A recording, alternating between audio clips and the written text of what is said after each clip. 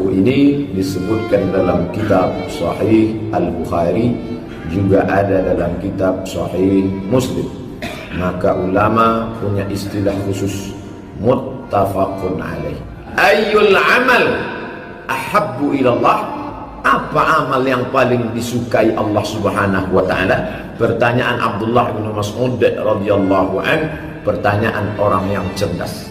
Gimana letak cerdasnya? Dia tak bertanya amal itu apa saja, tapi dia bertanya amal itu semua orang tahu banyak. Ada puasa sunnah, ada zikir, ada baca Quran, ada menyantuni anak yatim, ada bangun masjid, ada tahajud malam. Di antara amal yang sedemikian banyak ini, kalau aku ingin mendekatkan diriku kepada Allah Ta'ala dengan amal soleh, jelas alladzi khalaqal mauta, dia yang menciptakan mati, wal hayata, dia yang menciptakan hidup, liyabluwakum ayyukum ahsanu amala. Allah membuat hidup, buat mati. Ada yang pagi ini menangis baru saja lahir, tapi ada juga yang baru saja ditangisi karena meregang nyawa, meninggal di rumah sakit. Untuk apa dibuat Allah? Ada hidup, ada mati, ada lahir, ada meninggal. Liyabluwakum ayyukum ahsanu amala, untuk diuji siapa yang paling baik amalnya. Innal insana lafi khusr, sesungguhnya manusia itu rugi. Bapak ibu saya rugi. Illal ladzina amanu, kecuali orang yang beriman, wa amilus shalihat, aman. Tapi Al-Quran tak ada menyebutkan secara eksplisit, secara detail di antara amal-amal yang banyak ini mana yang paling disukai Allah Subhanahu wa taala. Kata Nabi sallallahu alaihi wasallam, as-salatu ala waqtiha. Yang pertama, as-salatu ala waqtiha, salat di atas waktunya.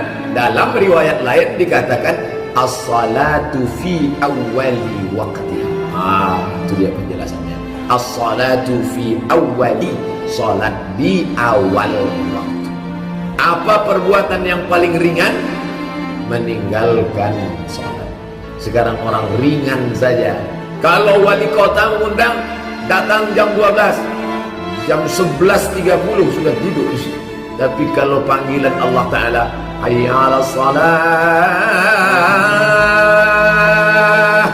panjang lagi waktunya, sampai 13:14, pukul 3:14 masih ada lagi terbentang. Begitu banyak orang yang menunda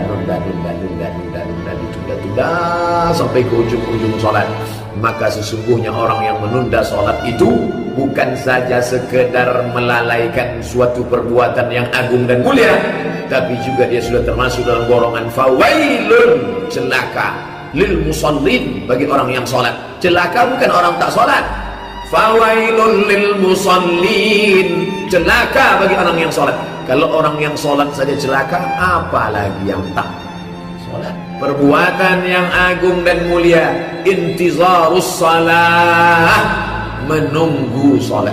Ada yang megang Quran, ada yang megang tasbih. Intizarus salah, menunggu sholat. Yang satu megang Quran, yang satu megang tasbih, yang satu megang HP. Ini bapak ni main-main HP pula di masjid. Setelah didekati, astagfirullah, rupanya membaca Quran digital. Yang sebelah itu tak baca Quran, tapi dia mendengarkan. Wa idza quri'al Quran, kalau Quran dibacakan, fastami'u, dengar baik-baik, wa ansitu, diam, la'allakum turhamun, kamu dapat rahmat. Yang membaca dapat rahmat, yang mendengar dapat rahmat. Wa nunazzilu minal Quran, kami turunkan Al-Quran, ma huwa syifa, penyembuh hati yang luka, penyembuh pelipur lara, penyembuh hati yang sempit. Tidak ada obat lain kecuali koneksi dengan Allah diperbaiki. Putus hubungan dengan listrik, susah hati kita. Putus hubungan dengan kawan sahabat, galau, kacau. Bagaimana dengan putus hubungan dengan Allah Subhanahu wa ta'ala? Maka orang sekarang banyak yang sudah memutuskan antara makhluk dengan Khaliq. Makhluk yang diciptakan, Khaliq yang menciptakan. Tak boleh putus kontak. Ketika putus hubungan, disitulah puncak daripada kehancuran.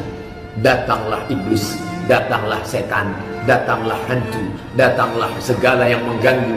Kenapa? Karena putus hubungan.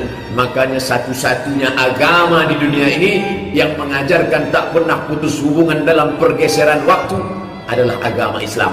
Enak saja orang sekarang meninggalkan sholat. Padahal apa kata Nabi? Man tarakas salata muta'ammidan, siapa yang meninggalkan salat secara sengaja, faqad kafara, maka kafirlah dia. Jihar nyata. Apa maknanya? Dalam Islam itu ikatan MOU, Memorandum of Understanding, antara kita dengan Allah Subhanahu wa taala adalah salat. Anakku, ayah nampaknya tak lama lagi akan meregang nyawa sakaratul maut. Aku akan mati, nak. Pesanku cuma satu kepada engkau. Apa itu ya? Jangan kau tinggalkan sholat. Yang kedua, apa lagi? Qultu, aku berkata, kata Abdullah bin Mas'ud dalam hadisnya kita kaji. Qultu, aku berkata kepada Nabi, summa ayyu, apa lagi ya Rasulullah? Dan yang pertama kau katakan sholat berjamaah, ya, sholat di awal waktu, ya. Yang kedua apa ya Rasulullah? Apa kata Nabi? Birrul walidain, berbuat baik. Kita selalu mengatakan berbakti walidaini, kepada kedua orang tua. Kenapa tidak disebutkan berbuat baik kepada anak? Kenapa tak disebutkan berbuat baik pada istri? Karena semua suami pasti sayang sama istri, karena ada yang akan diharapkannya dari istrinya itu. Cintanya, cantiknya, mesranya, perhatiannya. Ada sesuatu yang diinginkannya di masa akan datang. Kenapa tak dikatakan buat baik pada anak? Karena orang pasti sayang pada anak. Bapak sayang betul bapak sama anak bapak. Iyalah Pak Ustaz, ini investasi dunia akhirat saya. Ada harapan ke depan. Sedangkan orang tua masa lalu. Orang tua itu masa lalu. Itu siapa orang tua saya? Apa budi baiknya? Dia pernah mengandung saya, dia pernah menyusukan saya, dia pernah membesarkan saya. Pernah dulu 39 tahun yang lalu. Hari ini tinggal tuanya saja. Apa yang kita harapkan dari dia? Tak ada. Maka Allah pesankan kepada kita langsung, wa qadara rabbuka alla ta'budu illa iyyah. Allah wajibkan kalian menyembah kepada Allah saja. Setelah Allah langsung wabil walidaini ihsana. Habis Allah langsung orang tua. Tidak ada garis pembatas antara Allah dan orang tua. Makanya dikatakan ridallah fi ridal walidain. Ridhonya Allah, cintanya Allah, kasih sayangnya Allah fi ridal walidain, ada pada ridho orang tua. Murka Allah di mana letaknya? Wa sukhtullah, murka Allah fi sukhtil walidain, juga ada pada murka kedua orang tua. Kenapa bapak menangis terisak-isak sampai begitu hebatnya, padahal bapak orang yang tegar, orang yang kuat? Tak ada guna bapak mengaji sampai tak bisa menerima takdir. Itu orang tua meninggal, lepaskan saja Pak, umurnya sudah sampai, dia sudah tua. Kenapa bapak menangis? Pak Ustaz, saya nangis bukan karena mak saya ini mati. Lalu yang bapak tangisi apa? Yang ku tangiskan ini tiket ke surgaku sudah habis. Betul janji Nabi sallallahu alaihi wasallam, dunia boleh berganti, zaman boleh berubah, masa boleh berputar, tapi isi dunia ini tetap ada dua, orang baik, orang tak baik, orang berbakti pada orang tua, orang durhaka, kerak neraka jahanam tempatnya. Menangis, meraung, mencakar dinding, tak ada guna penyesalan. Pikir dulu pendapatan, sesal di akhir tiada berguna. Kalau masih ada nyawanya, masih lagi dia hidup bersama kita, cium tangannya, peluk erat tubuhnya, apa yang diinginkannya, maka jagalah sebaik-baiknya. Karena kata Nabi, birrul walidain.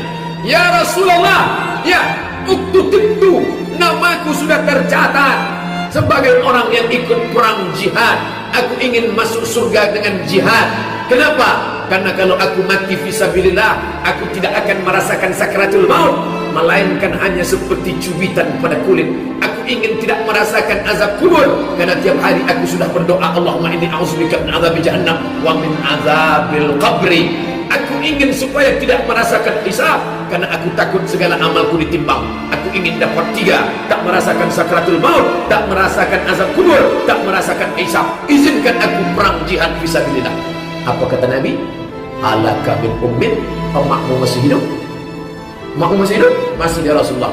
Ilzam rijlaiha fasammal jannah. Kau urus tapak kakinya, surga berada di hadapan. Saya tak bisa Pak Ustaz dengan keterbatasan saya, ngurus istri lagi, ngurus anak lagi, ngurus kantor lagi, ngurus kerja lagi, ngurus karyawan lagi. Saya berangkat pagi, saya harus pulang, orang tua ini saya tak bisa. Maka kita dengan segala keterbatasan kita masih bisa berbuat. Jangan sampai di akhir hayat kita akan menerima azab sebelum azab neraka jahanam. Orang yang minum khamar bisa jadi di dunia dia sehat walafiat, azabnya ditunda di akhirat. Orang yang makan riba bisa jadi di dunia dia kaya raya, azabnya ditunda di akhirat. Tapi ada azab di dunia pasti dapat, di akhirat pasti dapat. Dosa apa itu? Durhaka pada orang tua. Orang yang durhaka pada orang tua, dosanya diazab 2 kali. Di dunia dapat, di akhirat dapat. Jauh berjalan banyak ditengok, lama hidup banyak dirasa. Saya sudah banyak melihat orang-orang yang durhaka di masa muda, maka merasakan azabnya di hari tua. Dulu tuh Pak Ustaz sama orang tuanya begini-begini, makanya di hari tuanya anak-anaknya pun memperlakukan dia macam itu. Oh, rasakan. Apakah kalau sudah dapat di dunia azabnya, di akhirat nanti tak dapat lagi? Dapat lagi. Oh, kalau begitu Allah tak adil. Orang yang minum khamar di akhirat ada, orang yang makan riba di akhirat saja. Kenapa dia di dunia dapat, di akhirat dapat? Begitulah kerasnya azab, karena dia menyia-nyiakan orang tua. Di dunia dapat, di akhirat dapat. Di dunia dapat, di akhirat kita dapat lebih. Itu yang di dunia itu DP-nya.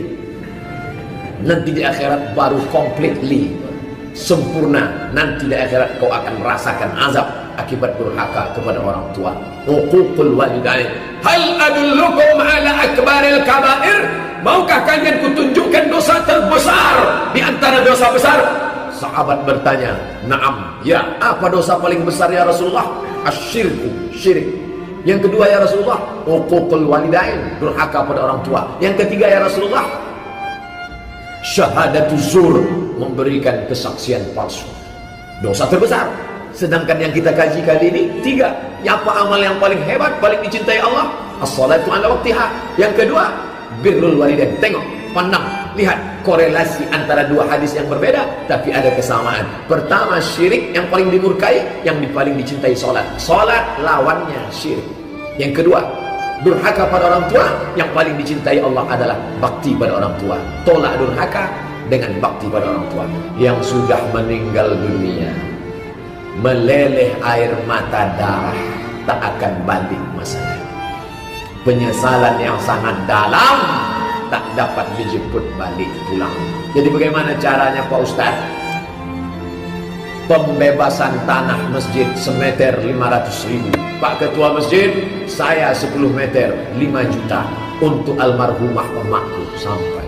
Begitulah cara. Ya Rasulullah, ya Ummi, amak saya matat, meninggal. Mak saya meninggal. Apa atasaddaqu anha? Bolehkah saya bersedekah? Anha, bukan untuk saya, anha, untuk dia. Bolehkah saya bersedekah? Pahalanya saya niatkan. Kata Nabi, tasaddaq, bersedekah. Menghilangkan hati yang sedih, pelipur lara, melapangkan kekesalan di masa lalu. Banyak-banyak bersedekah untuk almarhumah sampai. Sekarang orang tak lagi menganggap ibu itu sebagai tempat keramat. Doamu tak dikabulkan Allah, belum tentu dikabulkan Allah. Tapi ada doa yang pasti, mintalah doa kepada dia. Sebelum pergi jauh, mak, aku kan pergi jauh, nih doakan aku sehat. Andai aku mati, matikan aku dalam husnul khatimah. Akan kudoakan engkau sampai akhir hayatku. Doa ibu itulah yang menyertai banyak di antara bapak ibu ini. Suksesnya di mana? Di ujung lidah seorang ibu. Jangan sia-siakan orang tua kita. Ustaz dari tadi ibu saja. Ayah macam mana? Ayah penting. Tapi Nabi mengatakan 3 kali. Ummuka, summa man ummuka, summa man ummuka, summa man abuka. Berapa kali dia tak jadi solat duha gara-gara kita? Berapa kali dia tak tahajud malam gara-gara tangis pekik, tangis ratap kita? Berapa kali dia puasa? Yang jelas-jelas dia tak puasa 90 hari gara-gara kita. 30 hari dia tak puasa karena kita dalam perutnya. 30 hari lagi dia tak puasa karena kita menyusukan tahun pertama. 30 hari lagi dia tak puasa karena kita menyusu tahun kedua. Di tahun ketiga, tahun keempat dia mau mengganti qada puasa, lahir pula adik kita. Di hari tua ini dia mau puasa, kita titipkan pula anak kita ke rumah dia. Betapa kurang ajarnya kita di hadapan Allah. Dia tak pernah marah. Mak, jaga sekejap ya mak, aku mau pergi. Iyalah, aku sayang cucuku ini. Tapi kita sudah membiarkan dia tanpa ibadah mahlah. Tak sempat dia dulu baca Quran karena anak tidur mi fa sol la si do family dulu. Sekarang dia di tuanya dilapangkanlah dia, bawa dia ke masjid. Mau iktikaf kemana? Iktikaf ke Rahman, iktikaf ke Al-Falah, iktikaf ke Akramun Nas, iktikaf, mari bawa. Yang menenangkan hatinya di hari tuanya itu tidak ada lain daripada ibadah. Pak Ustaz, anak saya ini kaya-kaya Pak Ustaz. Yang satu di Jogja, yang satu di Singapura, yang satu di Surabaya. Kemarin waktu Idul Fitri pulanglah mereka semua.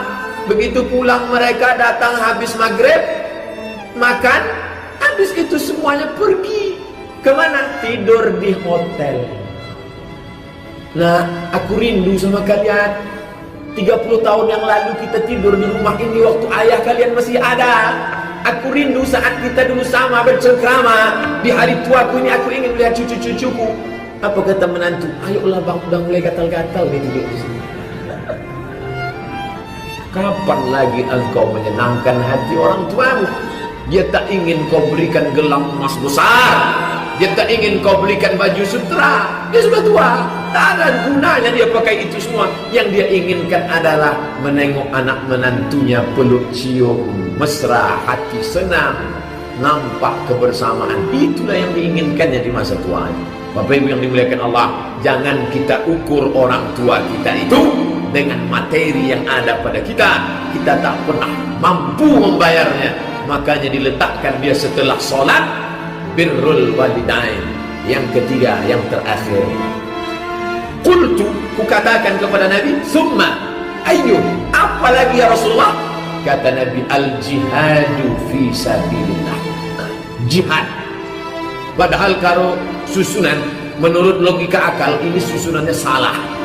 Kenapa salah? Mestinya kan jihad dulu, habis jihad baru orang tua, habis orang tua baru sholat. Kenapa yang paling berat belakangan?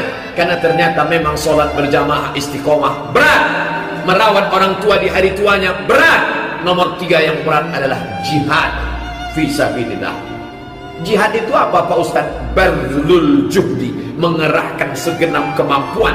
Apa yang ada pada kita? Bi amwalikum, harta, duit, kirim untuk beli jaket musim dingin di Suriah, untuk beli tenda kemah wakaf terbaik. Jihad itu menjahaza ghazian faqad raza. Siapa yang mempersiapkan alat-alat untuk jihad, dia sudah ikut berjihad fisabilillah. Pagi ini kita diajak berjihad. Jihadnya bukan membunuh orang kafir, tapi menunjukkan rasa tak suka kepada 2 hal. Kami tak suka orang Islam dipimpin orang kafir. Kami tak suka kalian menghina Quran kami. 2 perasaan ini mau ditunjukkan dalam bentuk melawan kemungkaran tanpa anarkis. Itu hebatnya orang Islam. Tidak ada motor yang dibakar, tak ada kaca yang pecah, semuanya perdamaian, menunjukkan ketidaksukaan. Man ra'a minkum mungkaran, siapa di antara kalian yang melihat kemungkaran, falyughayyirhu biyadihi, robah dengan tangan. Kekuasaan tak bisa dengan tangan, fabilisani, dengan lidah sampaikan, tak juga bisa dengan lidah, fabiqalbi, dengan hati. Benci, tak suka, bukan pada orangnya. Karena kalau Allah beri hidayah, bisa saja dia bersyahadat masuk Islam. Benci melihat perbuatannya, mencaci maki Allah, Nabi dan Al-Quran serta ulama. Hati-hati, umat Islam itu seperti lebah, dia tak mau mengganggu. Kalau dia hinggap di ranting, tak ada ranting yang patah. Tapi kalau diganggu, awas, sampai masuk ke dalam air kolam pun dia tunggu. Jangan sarang lebah diganggu. Kalau diganggu, dia tunggu. Masalul mu'minin kamasalin nahli, orang beriman macam lebah. Diganggu dia, awas. Masuk kalian ke sungai, ke kolam, dia tunggu. Begitu kepala kalian muncul, patuknya langsung. Nah, lalu kemudian kata Abdullah ibn Mas'ud, lawistazatuhu, andai kutanya lagi ke Nabi apa-apa, lazadani, pasti ditambahnya. Tapi tak kutambah karena aku takut kalau ditambahnya aku tak sanggup. Jadi Abdullah ibn Mas'ud itu bertanya cuma 3 kali. Kata Nabi yang pertama, as-salatu ala waqtiha, apalagi ya Rasulullah, birrul walidain, apalagi ya Rasulullah, al-jihadu fi sabilillah. Itulah gaji kita semua ini. Terima kasih atas segala perhatian. Mohon maaf atas segala kesilapan. Subhanakallahumma wa bihamdika asyhadu an la ilaha illa anta astaghfiruka wa atubu ilaik. Wassalamualaikum warahmatullahi wabarakatuh.